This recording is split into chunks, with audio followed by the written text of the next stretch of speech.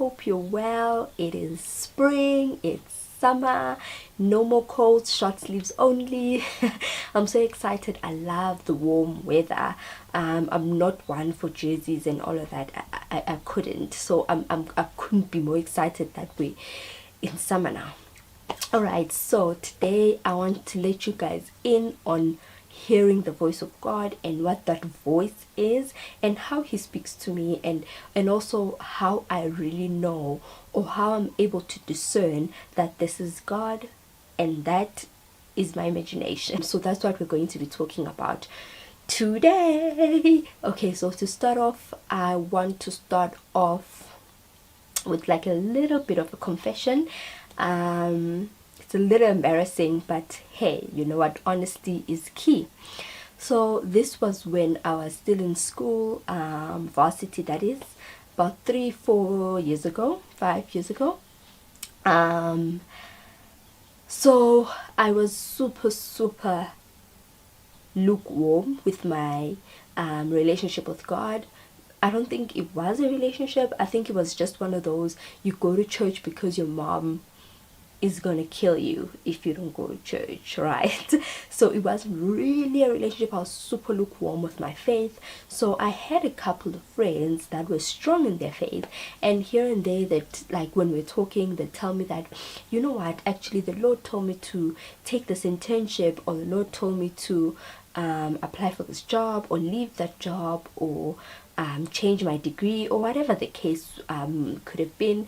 And honestly, I would look at them like, girl, what you mean? But now, when you know better, you do better. And this is me telling you that, listen, I'm not, now that I myself hear from the Lord myself, yeah, it's a real thing, and it's not reserved for the elite, or for special people, or for children of God, or people who don't sin, or things like that.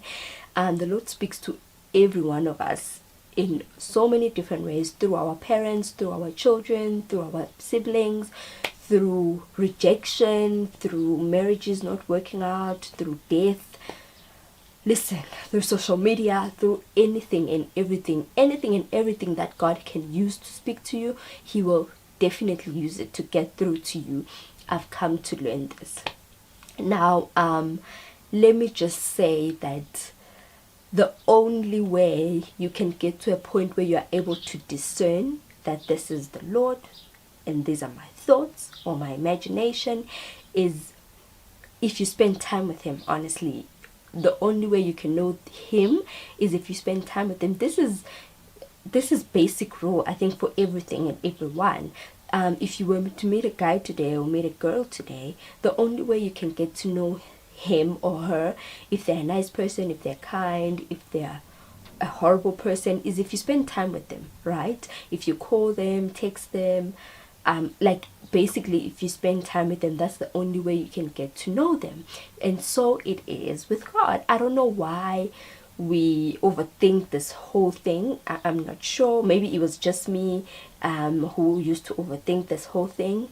I don't know, but it's exactly like that with God. It's just another example I can give you is with good grades.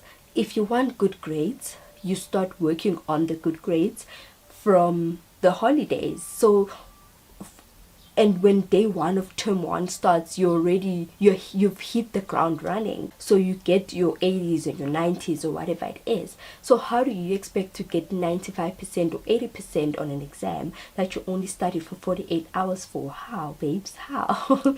So it's exactly the same with God. The more you spend time with him, the more you read the Bible, the more you worship, i.e. listen to worship music, i.e. worship through your thoughts, through your words, through your actions. You have that wisdom to be able to discern that this is definitely Jesus speak to me. That is not.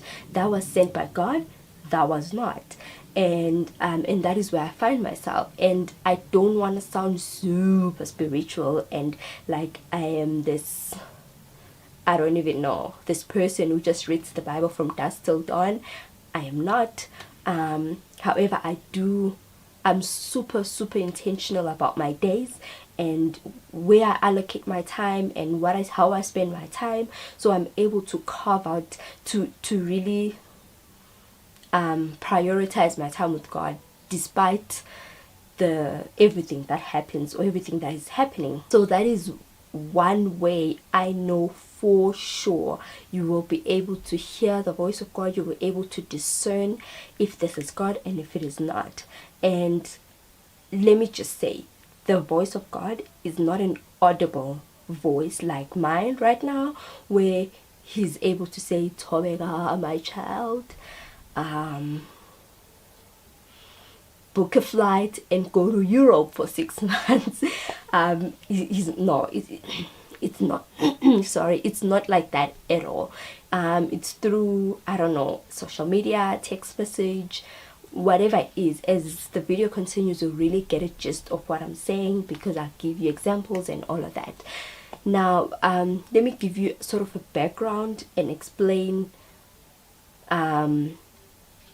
how he's there's 5 ways that he uses, or tools as I call them, that he uses to really speak to me and really get through to me. And I will mention those 5 things, and I will sort of explain and give you 2 real life examples that happen to prove this. So firstly, he uses podcasts.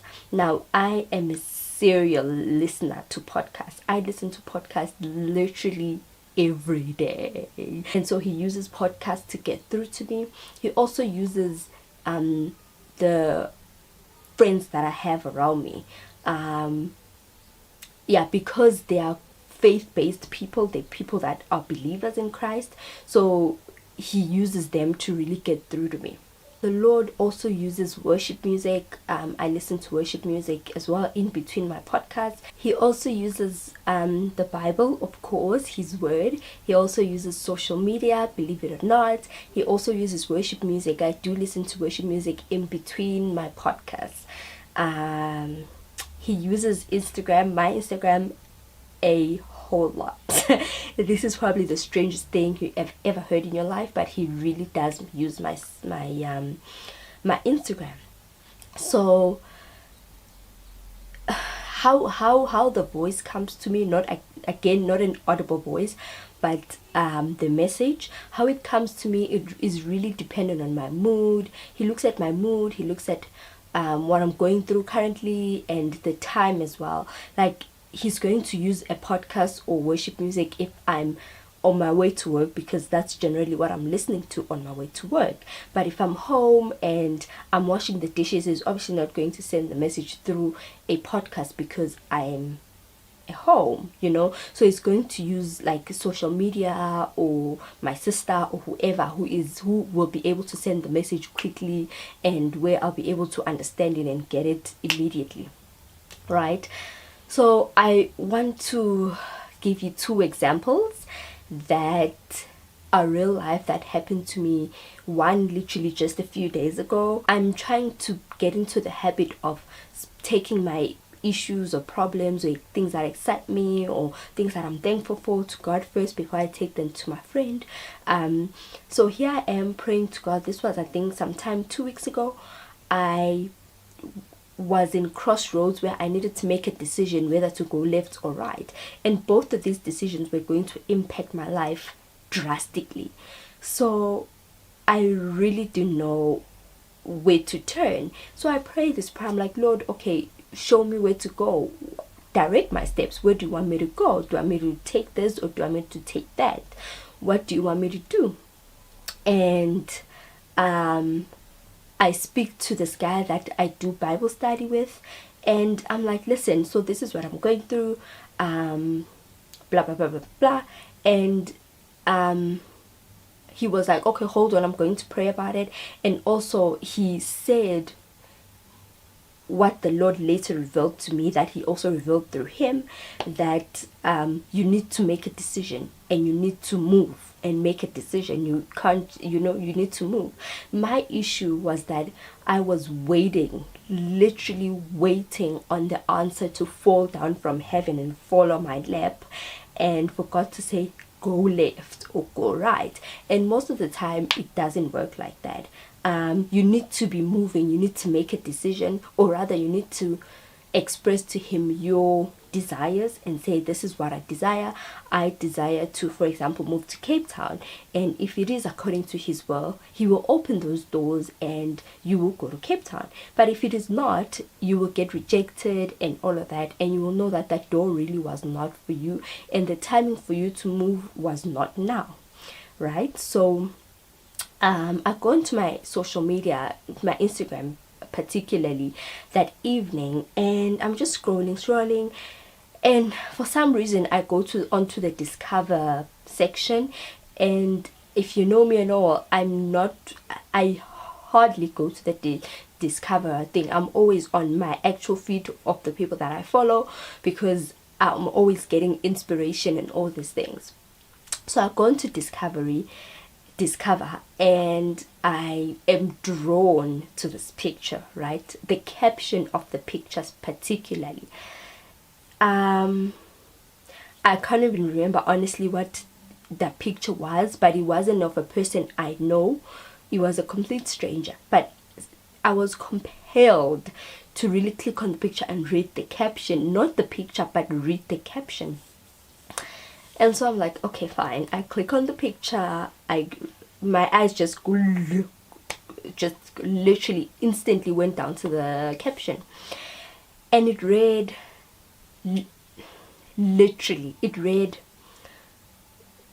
you're asking God to direct your steps and to guide your steps. No, you're asking God to guide your steps, but you're not moving. You are seated down. Oh, no, man, it didn't. This is an explanation. But what it said was, the gist of it was, you're asking God to guide your steps, but you're not moving. Start moving and allow Him to guide your steps while you're on the move. That's the moral. That was the moral of the story of the caption. And it hit me at that point. I'm like, wow, okay. That's exactly what I'm doing. I'm sitting down. I'm not moving. I'm not making a decision. I'm not doing anything. I'm just sitting down, and I'm waiting for the response to fall down from heaven, and in maybe letter form would be preferable, where I'd open the letter and it would say, my child, go left, and I'd just go left. Whereas he was like, you need to get up, you need to make a decision. If it is not for you, that's fine, that's okay, but I will guide you. You will not make the wrong decision, because I'm with you wherever you are. Just move, make a decision, and I will guide you from there, right? And that's literally exactly what that guy said, but I ignored it. And instantly it hit me that this is for sure God. There is no question about it. Example number 2, I don't want this video to be so long. Example number 2 is, I was having a conversation with this friend of mine who, we're having a conversation, and we're sort of venting, right? About God specifically, to say, but about jealousy, to say you should always be happy when your friend excels, or when the next chapter for your friend happens, and there's blessing in that, and don't start wondering where your blessing is and all of that. So that's what we're talking about.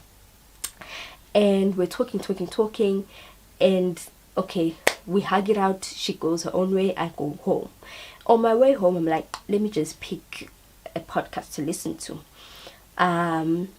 So I'm scrolling down my podcast lists. I download them beforehand. I'm scrolling down, and somehow I clicked on Sarah Jakes's. I wasn't planning on listening to Sarah that day.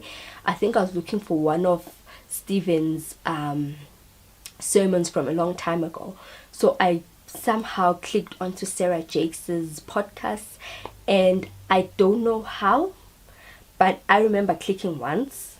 So I clicked on Sarah Jakes's podcast somehow, and it took me exactly to, this was a long podcast, like it was 55 minutes long. It took me to, I don't know, towards the end, maybe there was about 15 minutes left of the podcast. It took me there, and the second she started speaking, right? The second she started speaking, she literally was answering each and every question and anxiety and confusion and frustration that I had felt inside 10 minutes ago when I was talking to my friend. Like all the things that I was telling her, that I feel like God has forgotten me here. I feel like God is not hearing me here. She was just like, God is not, like, I can't remember the exact words, but God has not forgotten you. God is working on whatever. And literally, when I tell you each and every question and concern that I had, she was tackling them like this. And I was like, what? Firstly, I didn't pick Sarah. I don't know, maybe my finger slipped and it just clicked on Sarah. Secondly, I generally listen, I all the time listen to a podcast from start to end. I'm not going to listen to it from the mid. That doesn't even make sense to me. So I was like, what?